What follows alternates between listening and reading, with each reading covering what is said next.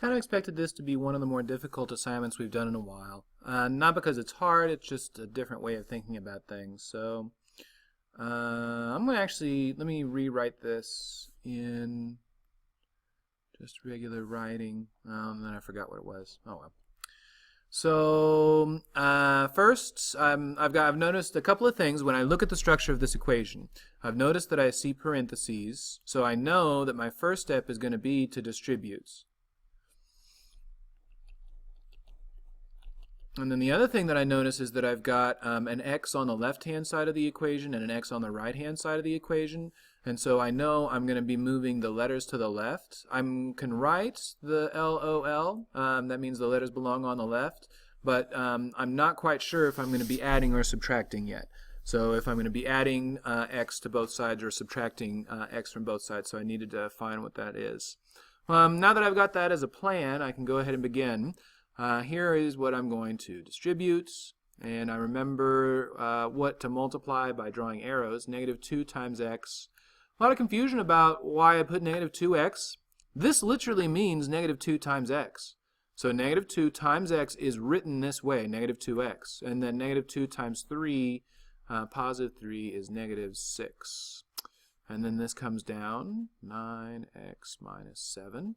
So that's my distribute step done. And now I'm going to move a letter on the left-hand side, and I notice, I forgot to put up my wall, I notice. Let's make the wall green. So I notice that I've got a letter over here on the incorrect side. This is the correct side. This 9x is fine. It's the negative 2x is the problem. And it turns out that I'm going to be adding him, positive 2x, to both sides in order to get my next step. Cancel my opposites, and I get 11x minus 7, and the only thing left over here is negative 6. So now I can be a little bit more specific. In order to move the letter to the left-hand side, I use the subtraction property.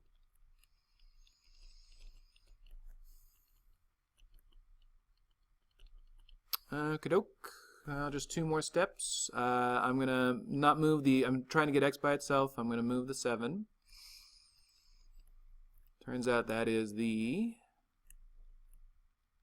addition property.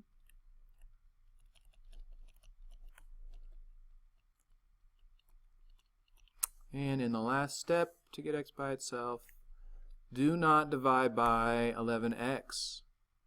Don't put the x there, just divide by the coefficient.